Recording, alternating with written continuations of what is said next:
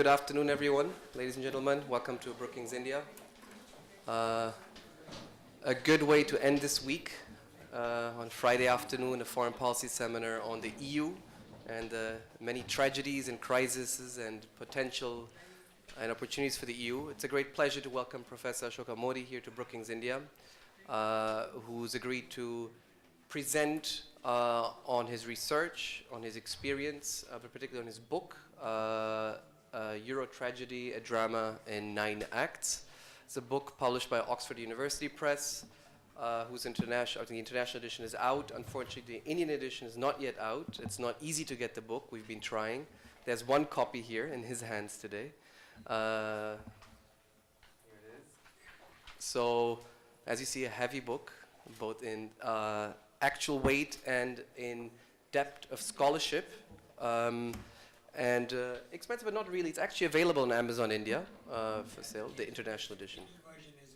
And the Kindle version too, exactly, at a very affordable price. So please make sure to pick it up, because we're getting a really exclusive preview here today from the author itself on this book, which has had raving reviews in a variety of scholarly and other media outlets worldwide. It's a provocative title for sure, and I've received a lot of feedback on this seminar in the sense of people having a lot of expectations to hear about this crisis, in particular of the euro. It's a provocative argument, and basically, the bottom line, Professor Mody argues that the monetary union and the European Union, the euro as a currency mechanism, has impaired the European integration process rather than enhancing it and strengthening it. I think that's really the bottom line, and it's a very interesting, I think, book which comes from deep disciplinary approach from economics. The reason why I immediately said yes to this, and actually it came through my colleague Shamika Ravi, the approach which heads the development vertical in the economics sort of research at Brookings India, is that I think it's very important to complement this economic approach to the EU and discussion with a lot of different perspectives. I think the political approach to the EU as a political project, the history of the EU as an integration project of the European continent, the security and strategic side of things to the European Union, which prospered after World War II under, in many ways, the security umbrella of the United States, and in many ways in opposition to the Soviet Union and the socialist bloc. So there's definitely a variety of perspectives on the EU. This one here is a very distinct economic perspective, and I think in many ways economic history of a certain level of integration in the EU. And I think it's going to be very important to discuss that here today. And this is exactly what the seminars are at Brookings India. We have the development seminars, and the idea of having now the foreign policy seminars is to have scholars present in a sort of long format their research and have it open to discussion to the public. And this is why this isn't particularly this is particularly a public event. So talking about the reviews of the book, I mean, I've mentioned the bottom line, but Foreign Affairs, Andrew Moravjic has mentioned this is really the best history of the recent Eurozone crisis. The Economist classified this as one of the books of 2018, and quote, a comprehensive and authoritative history of the euro, which argues that the project was a predictable error, end of quote. And as I mentioned, it's a work of scholarship and economics, and I think it's very important, also very timely, given that we are now, I think, celebrating the 20th anniversary, January 1999, of the introduction of the euro as the single currency in the European Union, or at least widely in the European Union. It's also timely because of the various euro crises we have been witnessing over the last, say, 10 years now in the European Union: political crises, economic crises, humanitarian crises, and most recently, and as we see it unfolding these days, also a political crisis of integration with Brexit. Finally, let me, I think, underline the final importance of having these discussions here at Brookings India and this focus on Europe and expertise on the European Union, is that the EU is really a partner of India in many ways. We talk about people-to-people connectivity, the importance of these being the two largest democratic polities in the world, with the largest electorates, now that we're going to have European Parliament elections very soon. We talk a lot about, you know, the EU and India having similar strategic approaches or security views on the global order. But fundamentally, what's really driving the relationship is the economic relationship. The EU today is the largest trading partner as a whole of India. It accounts for 13% of India's total trade volume, ahead of China, 11%, and the USA, 9%. Since 2000, the EU has been India's largest source of foreign direct investment. 25% of all incoming FDI has come from EU countries since 2000, in the value of 300 billion euros. It created around 6 million jobs today in India.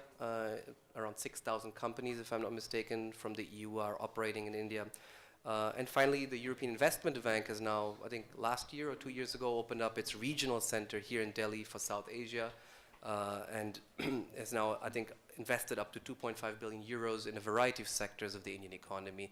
And I think there's lots more to come over the next few years from the European Investment Bank in India and across South Asia. So what we'll do today is discuss these many implications of the internal EU economic crisis also for India. For that, we'll have Ambassador Baswati Mukherjee lead the discussion. But we'll start with Professor Mody giving a presentation of his book, around 30 minutes. Then we'll have Ambassador Baswati Mukherjee kicking off the discussion in sort of more interactive format, and then we'll open up to the public for a Q&A. Let me just briefly introduce Professor Mody. He's a Charles and Mary Robertson Visiting Professor in International Economic Policy at the Woodrow Wilson School, Princeton University. Previously, he was Deputy Director in the International Monetary Fund's Research and European Departments. He's also worked at the World Bank, University of Pennsylvania, and AT&T's Bell Laboratories. Professor Mody has advised governments worldwide on developmental and financial projects and policies, also writing extensively for policy and scholarly audiences. Professor Mody, up to you for the next half an hour. I'll leave the book here. So, thank you very much for coming on a Friday afternoon. And I'm going to try to keep it sort of short and breezy because I'd rather have a conversation than give you a long talk. One thing I will say by way of my own introduction, when people ask me what I do, I now claim that I am an economic historian. So this is a book of history. It's a book of history in the sense that it weaves together an economic, political, and institutional story over 7 decades, starting from the Schuman Declaration on May 9th, 1950, which is considered the origin of the European Union, to pretty much today. And it's a living history in the sense that I continuously use the framework in this book to interpret what's happening in Europe. I thought rather than sort of giving you the intricate details of the euro, to highlight to you something that may speak to you both in terms of how to think of Europe as well as to think of Indian relations with Europe. And so the title of today's talk is the chapter heading of my last chapter, which I call Europe, a Divided and Declining Continent. And both the words are important and they feed on each other. Divided in many ways because of the migration crisis that you know of. But what I'm going to focus on is the divisions that have arisen because of the euro. And in many ways, those divisions reflect a broader source of division in Europe. And declining because Europe was at the pinnacle of global economic and political leadership at the end of the 19th century. And over time, that process has gone through a steady decline. Europe remains a preeminent continent with some extraordinary achievements, but underlying that exterior that we see, I see a longer-term decline and the divisions and decline feeding on themselves. That's sort of the thesis that I'm going to try to put before you. How do I move these slides? You have a... Achha, sorry, I'm so sorry. Okay. Fine. So this is the only slide that has got words on it. The rest are pictures. So I'm just going to give you 1 minute of the history of the euro. The euro was born approximately in a formal sense in 1969 with Georges Pompidou, the president, French president.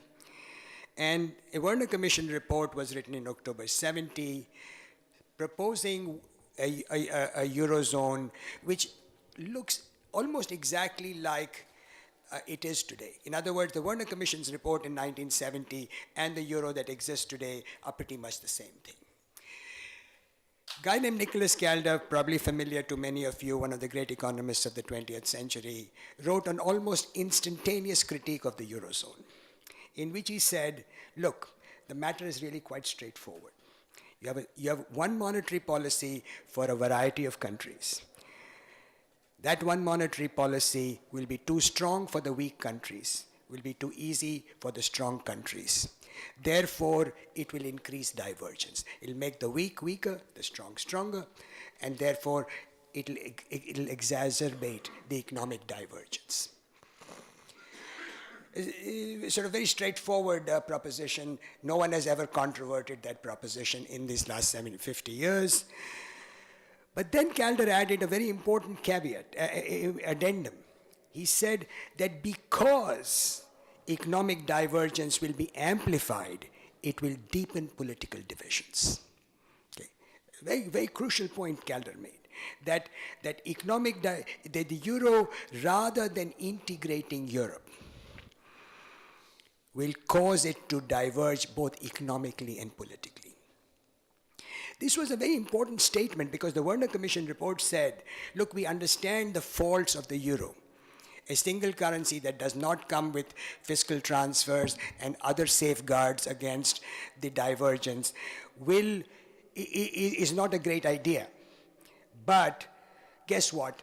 We are Europeans, and we will politically come together eventually at some point and create a political union, something that has the look and feel of a United States of Europe. And therefore, these liabilities that are being created because of a single currency will be overcome in due course of time. And Kaldor said, no, that will not happen. Kaldor says that it will not happen because rather than coming together, the euro will create and enhance the divisions.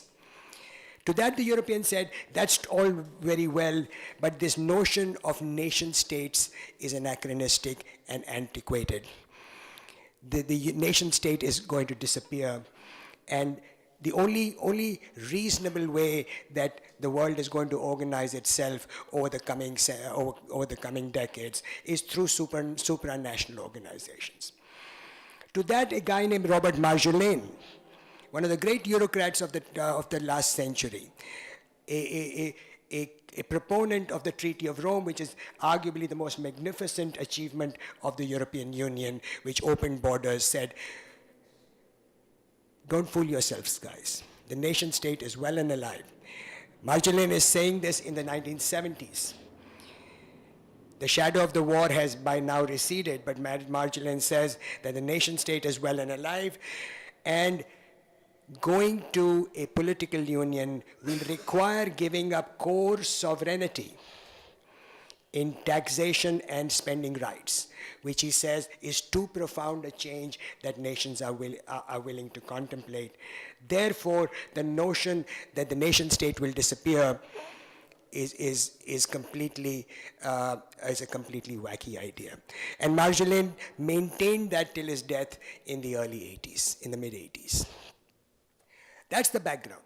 The background is that an economically flawed instrument was put in place, but it really had very important political ramifications.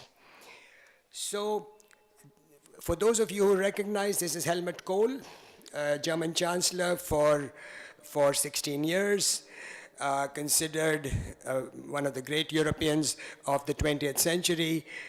The story I tell in my chapter 2 is that if there had been no Helmut Kohl, there would have been no euro. Helmut Kohl, from the fall of the Berlin Wall in 1989 to the time he was pushed out of power in 1998, single-handedly carried the euro to the finish line. But Helmut Kohl gave the world the euro, gave the French the euro. The French, remember, had instigated and had pursued it, but he gave it to them on German terms. And this is, again, the last sort of crucial theme that you need to know, that the euro was born because French presidents, successive French presidents pushed for it, but it was born on German terms. The German terms were, we will not pay the bills of other countries. If there is a crisis and the weak country requires assistance, don't look to us to support the weaker country. They need to have their act together and deal with it. Kohl said this twice in the Bundestag. On April 24, 1998, the day the Bundestag authorized the German accession to the euro, he twice said, ladies and gentlemen, in case you did not hear me the first time, I'm going to repeat that Germany will not pay the bills of other countries. And that basic tradition is maintained. So when people complain that Merkel is not doing enough for Europe, they have to remember that the political contract that a German chancellor had with the German people was, we will not pay the bills of other countries. So you need to change that contract, and changing that contract is not a straightforward matter. Okay. So, for those of you who don't know who this guy is, this is Yogi Berra, a well-known American baseball player, well known for his aphorisms such as, the future ain't what it used to be. If you reach the crossroads, take it. And here I use his phrase, if you don't know where you're going, you end up someplace else. This is the title of my opening chapter. So Europeans embarked on the euro not knowing what the end goal was, and they've ended up someplace else, which is not a particularly good place to end up in. Kaldor's ghost continues to stalk the euro. So these are a series of pictures I'm going to rush through. You see the divergence Kaldor talked about. This is the post-crisis period. You see Italy. Italy is today a country that is poorer 20 years after it joined the euro. Italian per capita income in 2019 is less than it was in 1999. I'm not saying it has grown slowly. I'm saying it's absolutely less. In other words, Italy, an average Italian today is poorer than an average Italian was 20 years ago. And you see Germany. You see also the background to the weakness. Why is Europe, what did Kaldor mean that weaker countries will become weaker? So you see this bunch of countries here. Does this work? So you see this bunch of countries here. These are countries of what people popularly call Southern Europe. They are institutionally weaker, they have higher unemployment rates, they have higher debt to GDP levels, and look at their R&D levels. They are in the range of 1%, and that's where they have been for 20 years. You have the northern countries, which are in the 2% range. You have Sweden, which is in the 3% range, which is not in the Eurozone. And then you have the East Asian countries that are now reaching 4%. So these are rich countries. Italy, consider Italy for a second, which plays a very important role in my book. Italy is a country that does virtually no R&D. But it cannot compete on low wages, because to compete on low wages would require Italian wages to fall to Romanian levels, which would be so socially catastrophic. So Italy has no economic model. It cannot compete on low wages, and it cannot compete at the high end. It has got a very glamorous fashion industry, but that does not generate either exports or economic growth. So these are countries that are structurally weak and have got stuck in that structural weakness for a very long period of time because of a broader political impasse in these countries.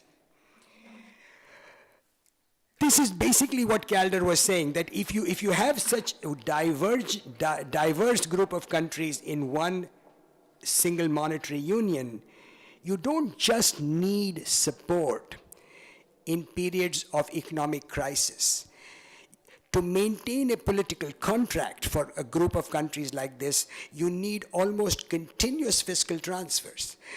So in the United States, or in India for that matter, you have one monetary policy which is obviously too strong for some regions and weak for some other regions. But that is overlaid with a political contract. That political contract allows for extensive fiscal transfers. In the United States, I don't know the Indian numbers so well, in the United States, the state of Connecticut, for the last 20 years, transfers 5% of its GDP every single year to states like Alabama and West Virginia and such like. Nobody gets up in the morning and complains about it, that our money, our tax resources are being transferred. Consider the possibility that the Germans are asked to set aside 2 or 3% of their GDP to be transferred on a continuous basis to countries like Italy and Spain and Portugal and Greece. That is essentially the basic flaw. And then it creates a process of stereotyping in which the Germans think the Italians are clowns, and the Greeks are lazy, and the Italians correspondingly have their own caricatures, somewhat more dire caricatures of the Germans. And so the political divisions then get reinforced by a rhetoric that goes on a continuous basis. The result also is that German exporters are now have been beginning to look outside of the Eurozone. So France was Germany's biggest trading partner.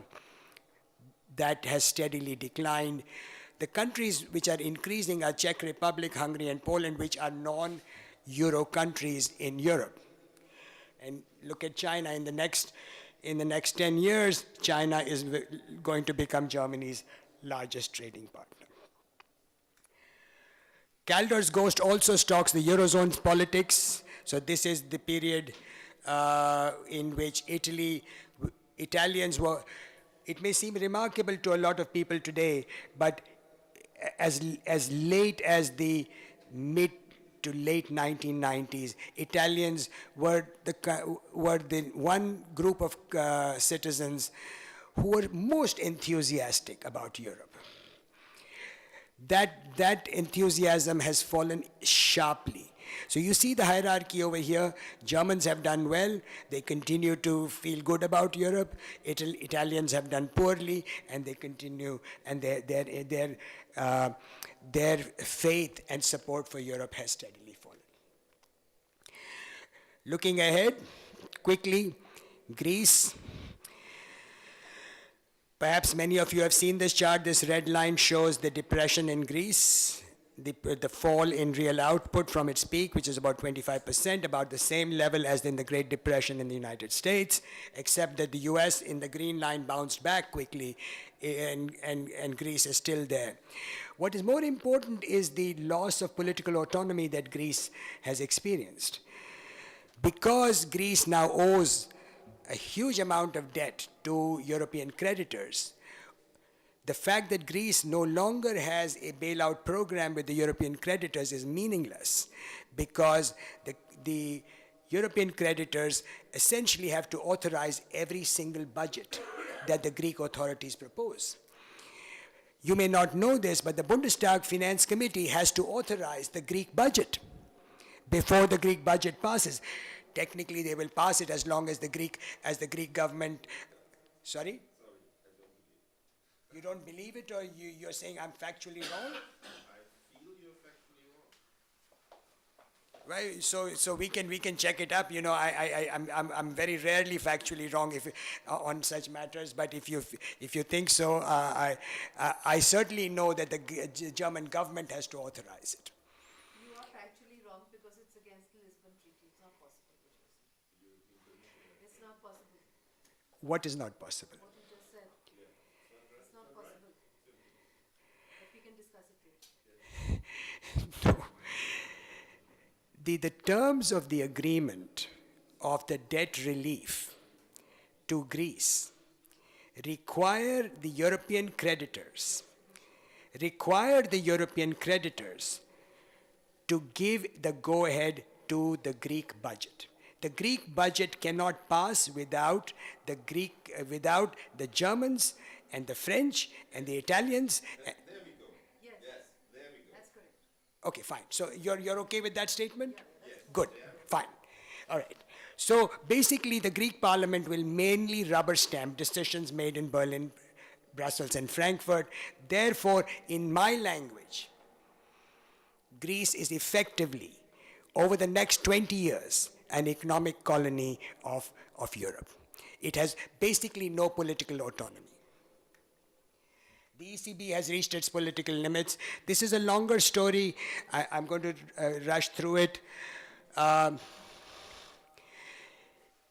You see the decline in 2017, world trade increased rapidly, and European GDPs increased rapidly. One of the themes of the book and one of the themes of my more popular writing is that more so than any other major group of countries, European nations are hugely dependent on world trade. They are dependent on world trade because they are trading nations. They have traditionally been trading nations. Because they have been trading, whenever world trade goes up, European nations do well. When world trade goes down, European nations do poorly. In 2017, there was again a mini euphoria in Europe that we have come out of the crisis, which was true. But a large part of that euphoria was because the Chinese had injected huge amount of stimulus into their domestic economy. China is such a dominant player in the world trading system that when Chinese inject stimulus and China grows, so does world trade. When world trade grows, Europe grows. Start of 2018, late 2017, the Chinese, recognizing their own property and credit bubbles, began to pull back on the stimulus. World trade growth fell. World trade growth is now in the range of about 4%. The fall in world trade growth, you see almost a one-to-one fall in industrial production. In Europe, you see near recessionary conditions in Germany, France, and Italy. The European Central Bank has just stopped its quantitative easing, saying that this is temporary. European Central Bank's statement that this is temporary is only partly an economic statement. It is very largely a political statement. Because already at this point, through the quantitative easing program, the European Central Bank owns something like 20% of the debt of many of these countries, particularly Italy. The idea that the ECB will continue to hold more debt through its QE program, bond purchases, of countries such as Italy, is politically a very troublesome idea in the European Central Bank's governing board. And therefore, particularly of the northern members of the governing board. Therefore, there will be always an instinct to have minimal stimulus. I expect that over the next few months, Mario Draghi will continue to say the slowdown is temporary, is due to various XYZ factors that are going to disappear. Don't worry about it. We don't need more stimulus. The growth will continue to remain anemic because China will continue to slow according to pretty much all assessments. Therefore, world trade will either slow or remain anemic. Therefore, European growth will remain anemic. This will push down an already low inflation rate, which will create that semi-deflationary condition will create very high real interest rates. So the real interest rate in Italy is already above 2%. For an economy that grows at close to half to 1%, a real interest rate of 2% is extraordinarily high.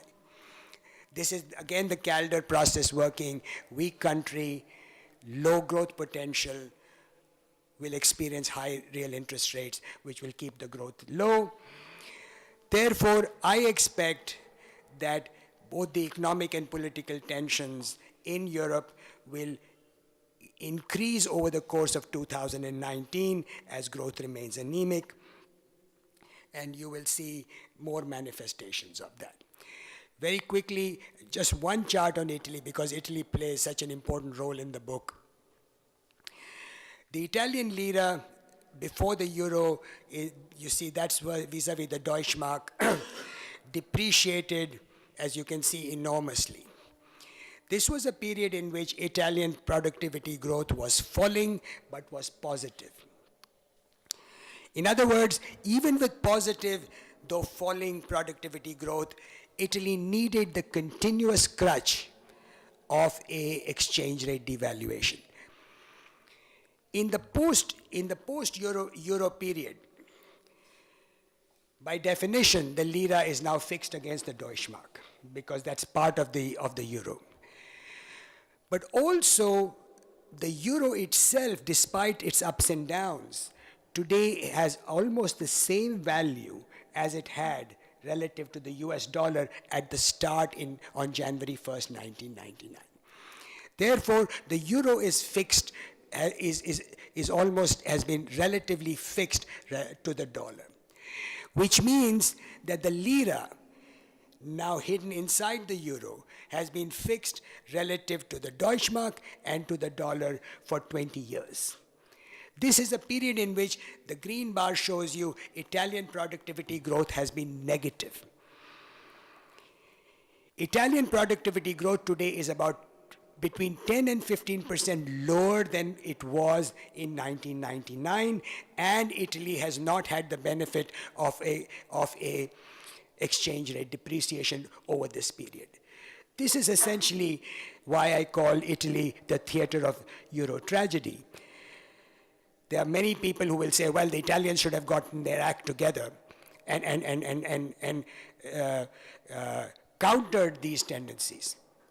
Well, they didn't. And now you have to deal with this. Young college-educated Italians are leaving in growing numbers. That's the red line.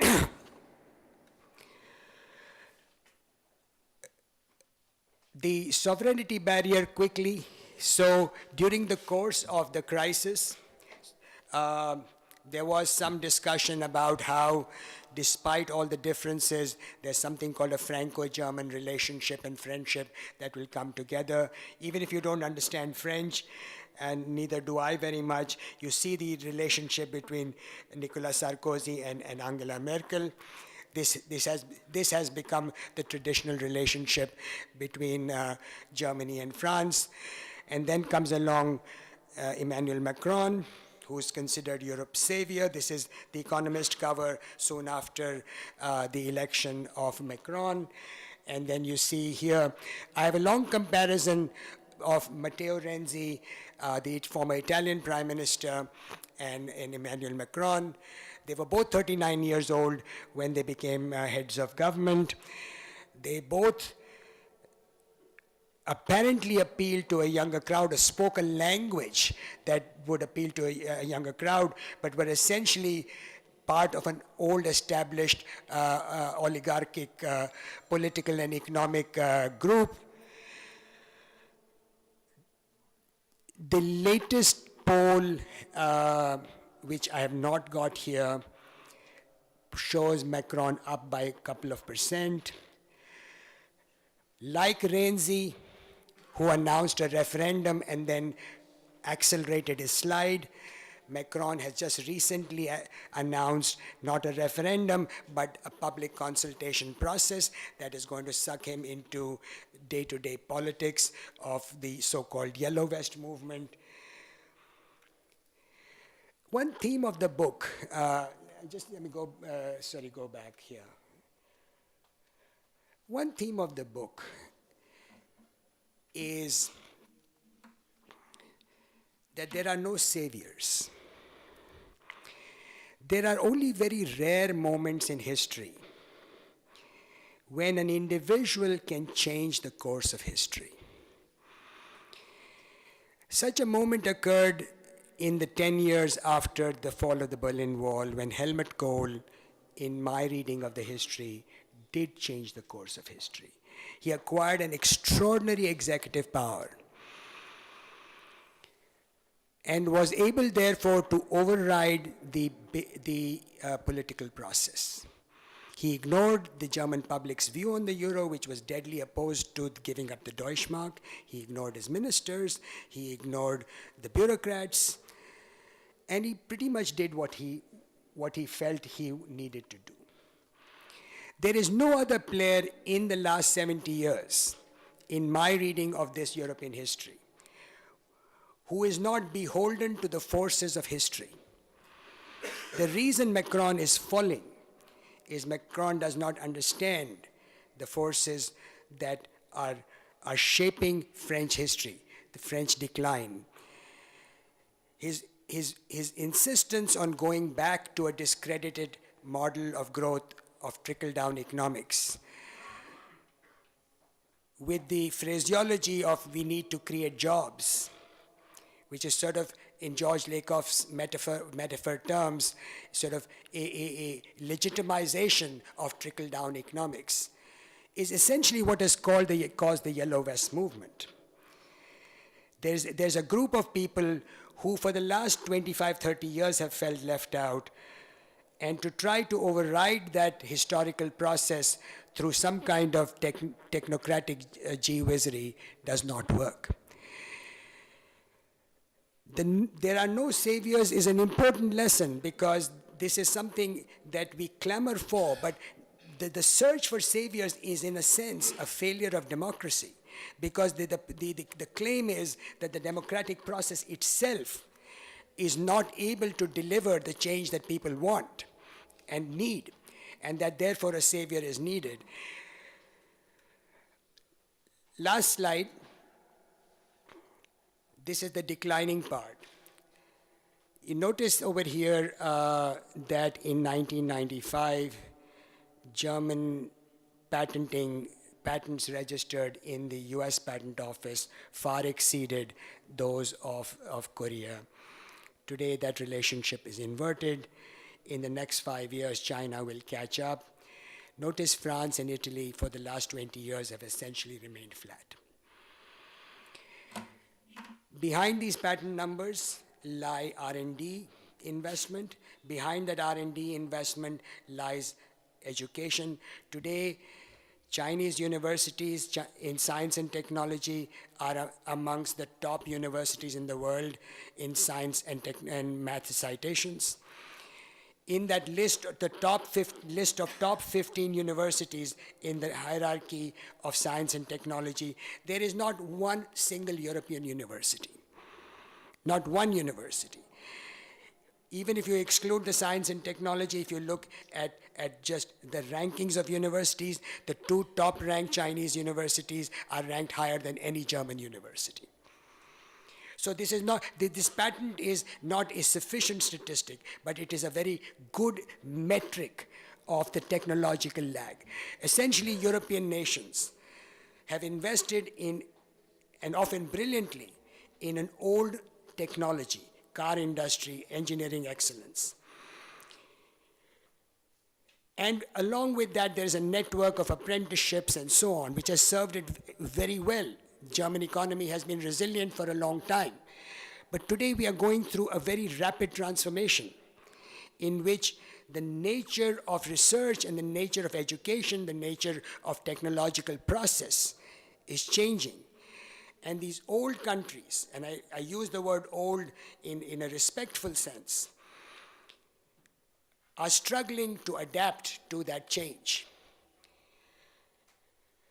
The reason this is important is that in a divided Europe, the sense that we are also falling behind the rest of the world makes it even harder to achieve compromises of the nature that would allow a political contract that is generous and that creates the sense of a European political economy. So this is another American icon, Pogo. The reason I call it a tragedy is that the warnings were sounded. It need not have been, it almost was not. By my reading of the history, but for a quirk in the historical evolution of Europe, there would have been no euro. There was never any good basis to have the euro. But once it comes into place, the extraordinary achievement of the euro is that it's so hard to undo without creating another round of catastrophic economic and political consequences. Therefore, my sense is that even though there will be periods in which things will look calm and will look like they are on the mend, the underlying structural forces will continue to undermine the cause of the Eurozone and hence spill over into undermining also the broader and more legitimate European project. Let me stop there and ask the ambassador to give some comments and have a discussion.